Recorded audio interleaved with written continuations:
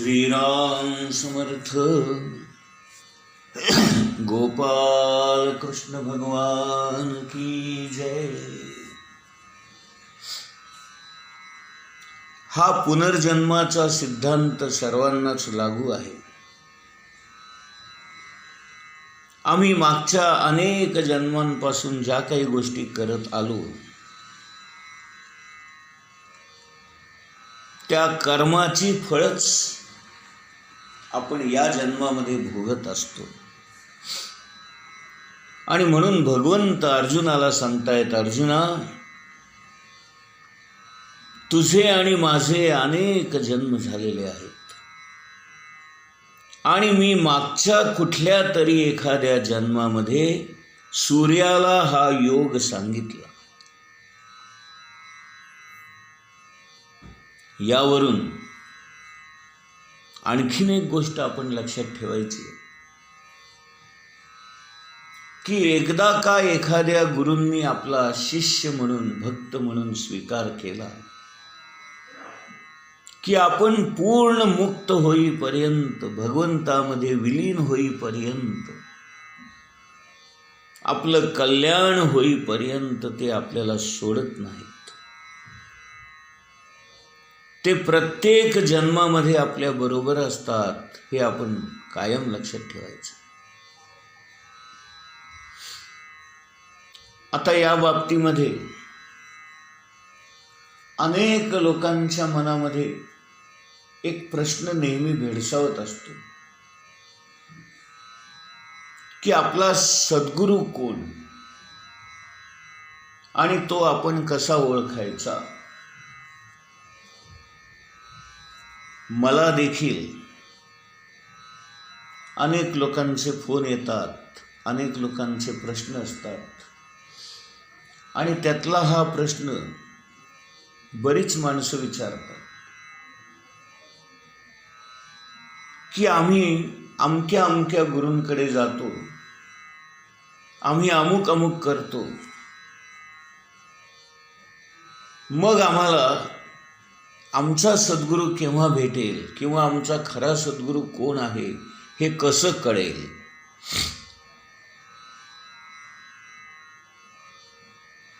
आता यावर मी त्यांना महाराजांनी जे सांगितलं ते सांगतोय. महाराज काय म्हणतात की आपल्या आयुष्यामध्ये काही टप्पे असतात, काही पायऱ्या असतात. एका पायरीवरून दुसऱ्या पायरीवर, दुसऱ्या पायरीवरून तिसऱ्या पायरीवर, असं आपण वरती वरती चढत असतो. आपली आयुष्याची प्रगती होत असते आणि या प्रगतीच्या टप्प्यावर आपल्या आयुष्यामध्ये अनेक माणसं येत असतात. त्याप्रमाणे अनेक गुरु पण येत असतात.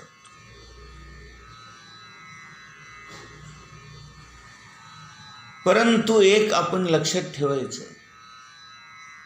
पहिलीच्या वर्गात असताना मला शिकवणारे शिक्षक वेगळे होते. दुसरीमध्ये गेल्यावर वेगळे शिक्षक आले. तिसरीमध्ये गेल्यावर आणखीन वेगळे शिक्षक आले. चौथीमध्ये गेल्यावर आणखीन वेगळे शिक्षक आले. हे जसं आपल्या व्यावहारिक आयुष्यामध्ये घडतं, प्रापंचिक आयुष्यामध्ये घडतं,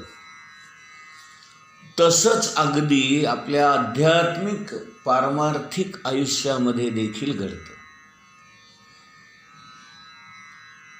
एका टप्प्यावर समजा आपण स्वामी समर्थांची भक्ती करतो आहोत, त्यांचं चरित्र वाचतो आहोत, त्यांची पोथी वाचतो आहोत, त्यांचं नाम घेतो आहोत. हा एक टप्पा झाला. तो टप्पा ओलांडून आपण जेव्हा वरच्या वर्गात जातो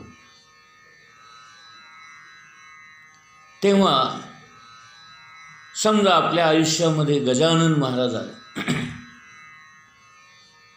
मग आपण त्यांचं नाम घेऊ लागतो, त्यांची पोथी वाचू लागतो, ते आपल्याला आवडू लागतात. मग काही काळानंतर तोही टप्पा ओलांडून आपण पुढे जातो. मग आणखीन कुणीतरी आपल्या आयुष्यात येतं, आणखीन कुणीतरी आपल्या आयुष्यात येतं. असे टप्पे ओलांडत ओलांडत जेव्हा आपण जातो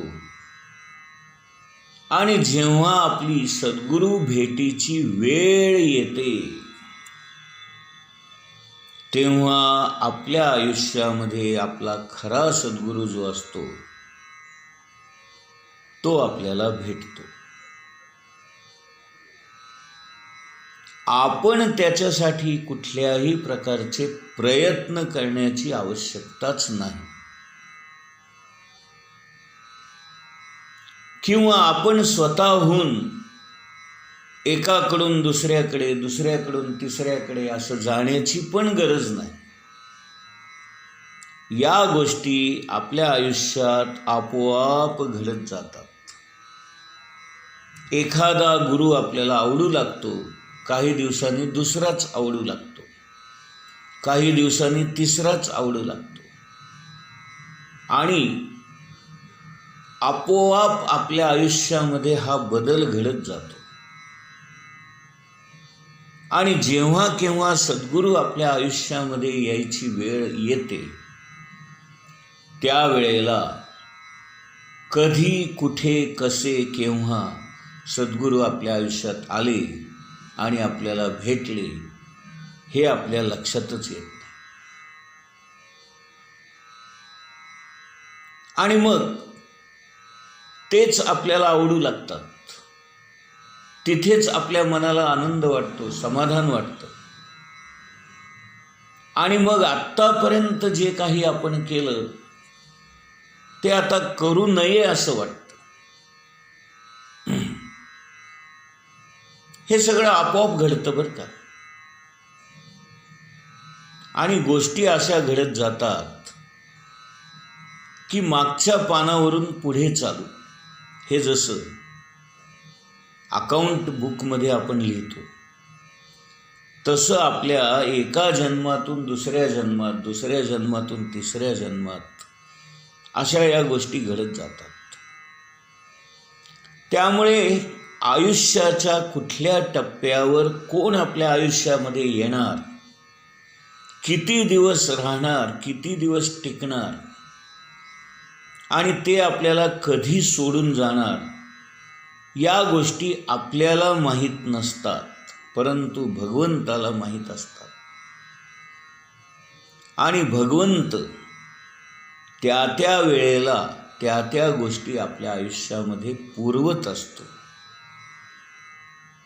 आणि म्हणून महाराज म्हणतात, तुम्ही तुमचं साधन करत राहा, तुम्ही नाम घेत राहा, तुमचे सद्गुरू तुम्हाला ढुंडाळत येतील. अगदी एखाद्या घरामध्ये तळघरात बसून जरी तुम्ही नाम घेतलं आणि बाहेर कुणालाही कळू दिलं नाहीत, तरी देखील तुम्ही केलेलं साधन, तुम्ही घेतलेलं नाम तुमच्या सद्गुरूंपर्यंत पोहोचतच असतं. आणि योग्य वेळ आली की ते तुमच्या आयुष्यात येतात. त्यामुळे तुम्ही कुणीही मला माझे सद्गुरू कधी भेटतील याची अजिबात काळजीच करू नका. ते ज्या दिवशी भेटायचे आहेत त्या दिवशी आपोआप भेटतील. ते स्वतःहून आपल्या आयुष्यात येतील. आपल्याला कुठल्याही प्रकारचे प्रयत्न करावे लागणार नाहीत. हां, पण आपण जे काही करतो आहोत, साधन, तपश्चर्या, साधना, नामस्मरण, त्या गोष्टी मात्र आपण मनापासून प्रामाणिकपणे, निस्वार्थीपणे, निर्हेतुकपणे, प्रसन्न मनाने, आनंदाने करत जावं. यातच आपलं भलं आहे. आणि म्हणून गोंदवलेकर महाराज म्हणतात, तुम्ही नाम घ्या, बाकी सगळ्या गोष्टी मी करतो. मी करतो याचा अर्थ ते स्वतःच राम स्वरूप असल्यामुळे रामाच्या इच्छेने, रामाच्या कृपेने या सगळ्या गोष्टी घडतात असं ते वारंवार आपल्याला सांगतात. आपण त्यांच्या सांगण्यावर विश्वास ठेवला पाहिजे, भरोसा ठेवला पाहिजे आणि ते सांगतील तसं वागलं पाहिजे. हे आपलं कर्तव्य आहे. एका ठिकाणी महाराज म्हणाले आहेत, तुम्ही तुमचे हात माझ्या हातात द्या, मी ते रामाच्या हातात सोपवतो. आता याच्याहून आणखीन काय सांगायचं बाकी राहिलं हो. परंतु सद्गुरूंच्या बोलण्यावर, सद्गुरूंच्या सांगण्यावर आपला विश्वासच नसतो. आपल्या मनामध्ये संभ्रम निर्माण होतो, छे, गोंदवलेकर महाराजांच्या हातात हात दिल्यावर रामाच्या हातात कसा जाईल? माझा हात काही एवढा लांब आहे का, एवढा मोठा आहे का? भलतेच काहीतरी प्रश्न आपल्या मनात येतात आणि आपण ते करत नाही. आणखी एका ठिकाणी महाराजांनी सांगून ठेवलंय, तुम्ही तुमचा प्रपंच माझ्यावर सोपवा, तुम्ही करणार नाही इतका चांगला मी तो करून दाखवतो. आता इतकं सांगून देखील आपण आपल्या प्रपंचाचं गाठोडं, ओझं आपल्या डोक्यावर घेऊन फिरत असतो. त्याला काय करणार? संत सांगतात पण आपण ऐकत नाही हो. हेच तर दुर्दैव आहे. म्हणून इथे भगवान श्रीकृष्ण म्हणतात की कुठल्या तरी एखाद्या जन्मामध्ये मी सूर्याला हा योग सांगितला आणि आता काळाच्या ओघामध्ये या गोष्टी नष्ट झालेल्या असल्यामुळे मी पुन्हा एकदा आता तुला निमित्त करून हे सांगतो आहे. तू माझा आवडता शिष्य आहेस, भक्त आहेस, लाडका आहेस, प्रेमळ आहेस, मित्र आहेस, सखा आहेस, सुहृद आहेस आणि म्हणूनच केवळ मी तुला या गोष्टी सांगतो आहे असं भगवान श्रीकृष्ण अर्जुनाला म्हणतायत. आपलं हे जे आध्यात्मिक पारमार्थिक तत्वज्ञान आहे ते बऱ्याच वेळेला आपल्या मनाला, आपल्या बुद्धीला पटत नाही. कारण आपण ममत्वाने, देहभावाने, आपलेपणाने, स्वार्थीपणाने विचार करत असतो. आपली दृष्टी संकुचित असते, मर्यादित असते. आपण विचार करताना आपल्या स्वतःबद्दलच विचार करतो. आपण संपूर्ण जगाबद्दल किंवा संपूर्ण विश्वाबद्दल, या ब्रह्मांडाबद्दल कधीच विचार करत नाही. ही विशाल दृष्टी, समग्र दृष्टी आपल्यात नसते. म्हणून आपल्या विचारांना, आपल्या कृतीला मर्यादा असतात. आपली दृष्टी, आपली कृती मर्यादित असते, खंडित असते आणि म्हणून आपल्यावर प्रसंग घडतात आणि त्याचं दुःख आपल्याला भोगावं लागतं. जगात काय चाललंय हे पाहण्याची दृष्टी आपल्याकडे नाही आणि म्हणून भगवान श्रीकृष्ण इथे 11व्या अध्यायामध्ये म्हणतात, अरे हा जो काळ आहे तो काळ सुद्धा मीच आहे बरं. या जगामध्ये इतकी माणसं जन्माला येतात त्याचं आपल्याला काही वाटत नाही, परंतु कुणी मेला तर त्याचं मात्र आपल्याला लगेच दुःख होतं. माणूस गेला की त्याच्याबद्दल वाईट वाटतं, परंतु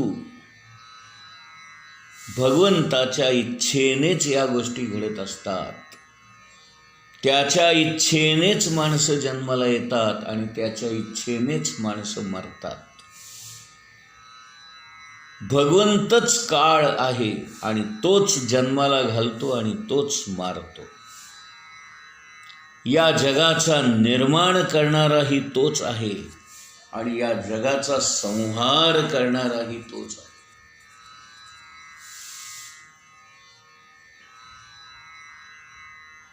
जगामध्ये अनेक प्रकारच्या घडामोडी घडतात, युद्ध होतात, मारामाऱ्या होतात, रोग पसरतात, महापूर येतात, आग लागते, भूकंप होतात, ज्वालामुखीचा उद्रेक होतो, डोंगरच्या डोंगर कोसळतो, एखादं गाव संपूर्णपणे त्या डोंगराच्या कोसळण्यामध्ये उद्ध्वस्त होऊन जातं. प्रचंड वादळ सुटतं, मोठ्या आगी लागतात, वणवे पेटतात, सगळीकडे उलथापालथ होते. जे खाली असतं ते एकदम वर येतं आणि जे वर असतं ते एकदम खाली जातं. अशा प्रकारे भगवंतच हा सगळा संहार घडवून आणतात. त्याचं कारण असं आहे की त्यांना या संपूर्ण जगाचा विचार करायचा असतो आणि जगामध्ये समतोल ठेवायचा असतो. जर माणसं मेलीच नाहीत तर जगणाऱ्या माणसांना जगणं अशक्य होईल. त्यांना जागा पुरणार नाही, त्यांना राहता येणार नाही, त्यांना खायला अन्न मिळणार नाही, अशी परिस्थिती होईल. आणि म्हणून भगवंताला सर्व बाजूने विचार करावा लागतो आणि म्हणून या गोष्टी घडवाव्या लागतात. गोपाल कृष्ण भगवान की जय.